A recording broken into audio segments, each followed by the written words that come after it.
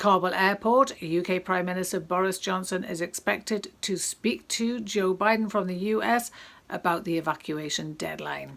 I'm Catherine, this is BBC News Review from BBC Learning English, and joining me today is Roy. Good morning, Roy. Hello, Catherine, and hello, everybody. If you would like to test yourself on the vocabulary around this story, head to our website, bbclearningenglish.com, to take a quiz. But now let's hear more about this story from this BBC News report. Boris Johnson is expected to personally ask President Biden to delay withdrawing the last American forces from Afghanistan to allow more time for the evacuation effort at Kabul International Airport. The Prime Minister will make the request at an emergency meeting of leaders from the G7 group of countries tomorrow, which will take place via video link. In just over a week, US troops are due to leave the airport, where Afghans who worked for the British military are among thousands of people trying to escape the Taliban. Thousands of people are still trying to leave Afghanistan. US soldiers are there at the moment trying to help people leave, but those soldiers are due to leave in the next week. There are concerns that doesn't leave enough time to get everybody out. UK Prime Minister Boris Johnson is expected to speak to US President Joe Biden about extending that evacuation deadline. Thank you, Roy. And you've been looking at the words and phrases that are being used in news headlines around this story. What do you have for us today? We have press, plead, and push. Press, plead, and push. Let's have your first headline. Okay, so my first headline comes from home here in the UK, from the BBC, and it reads, Afghanistan. PM to press Biden to delay Kabul withdrawal. Press, forcefully try to persuade. Roy, what are you telling us about this word? So this word is spelt Press, and it is a verb, and it means to apply pressure to persuade somebody to do something. Right, that's interesting when you say it's about people because, I get in a lift and I press the button. And I press that button and then the lift starts moving. So where are the people in all of that?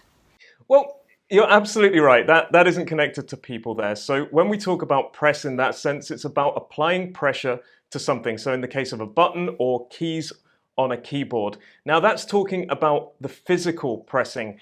In the sense of the headline, it's about applying pressure to someone through communication to do something over and over again. So it could be through many emails, communications, calls, conversations, trying to persuade somebody to do something. Right, and the more you send them emails and call them and ask them, the more they're going to feel, oh my goodness, this person really wants me to do that. And they're going to start feeling some pressure.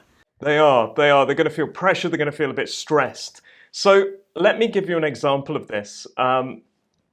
In work, for example, your boss may need you to do something, and there's a sense of urgency. It's something that has a very tight deadline, and they press you to do the work. And it's maybe through many emails, through a lot of calls, through a lot of conversations. Just come on, we've got to get this done. Let's do it. It's about pressing someone, and it can be quite stressful. Yeah, or even negative if it goes on too far. But the idea is, you're really forcefully persuading someone. So what are the prepositions? How do you use the word press in a sentence? Okay, so we use it with for or with the infinitive. So you can press for something. You can press for change, or you can press for answers. But you can press somebody. You can press somebody for something as well, can't you? You can Absolutely. Put a somebody in there. Yes, you can. So I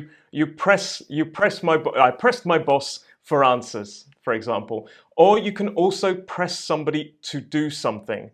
Lovely, Roy. Let's have a summary.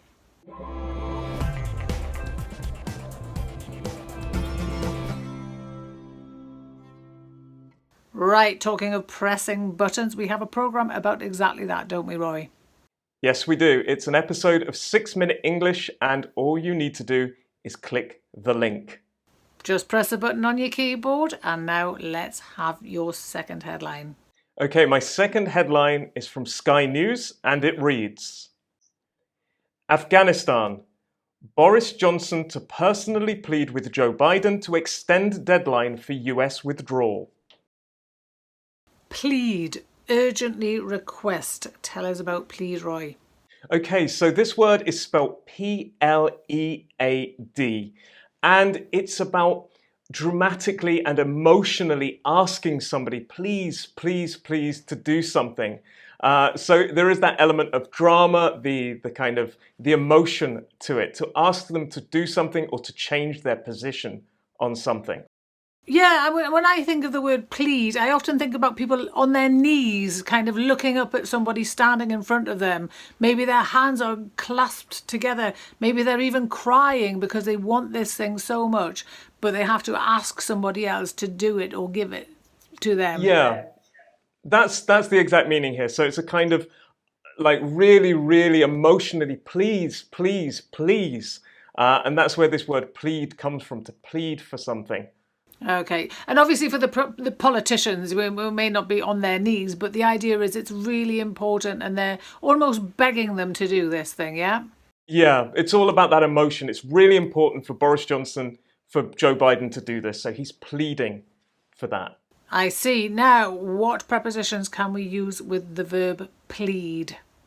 Well, we can use it with plead for something. So we plead for change, or we plead for answers, for example, or you can plead with somebody. So I pleaded with him to change his mind, or pleaded with him for the answers. Okay, thank you very much. Now let's get a summary.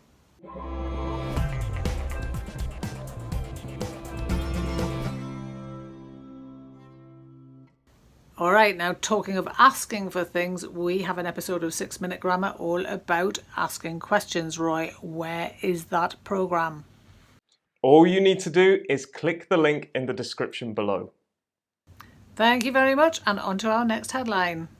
Our next headline comes from The Telegraph in the UK, and it reads, Boris Johnson will push Joe Biden to delay US withdrawal from Afghanistan. Push, apply pressure. Okay, now Roy, at the top of the programme, I gave an example of getting into an elevator and pressing a button to operate the lift. I could also push that button and the meaning doesn't change at all. So, is that the same for these headlines? Push and press, do they mean the same thing here? To be honest, yes, they do. They're very similar. It's about applying pressure to make somebody do something or change their standpoint on something. So, for example, your boss can press you for something or push you for something. You can press somebody for answers or you can push somebody for answers. It's a very similar meaning about applying pressure to somebody. However, when we're talking about the physical actions of press and push, there are some slight differences. For example, when you go to a supermarket, you get a trolley, a supermarket trolley, and you push that trolley. When you open a door, you push the door. So it's when there's some kind of movement involved, like you're pushing something from one place to another. You wouldn't press the trolley, you wouldn't press the door, really. Okay, thank you very much. Now, with push, what's the grammar? How do we use this word in a sentence? Well, you can push for something or you can push someone to do something. Same as press? Yeah, pretty much. So that's politicians. Now, what about everyday life? Can we use push in day-to-day conversation? Absolutely. You can use it to mean strongly encourage someone to do something. So you can push somebody to learn or you can push someone to go somewhere, for example. And is that like positive or negative if you push someone to do something? Well, it depends on your perspective. Now, for example, if I'm the one pushing the person to do something, then maybe I consider that that is a positive for them.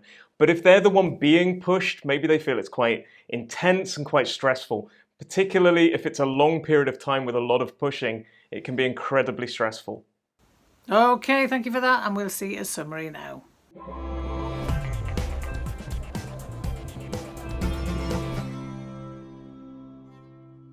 Now, Roy, can you recap today's vocabulary? Yes, of course. We had press, forcefully try to persuade. We had plead, urgently request. And push, apply pressure.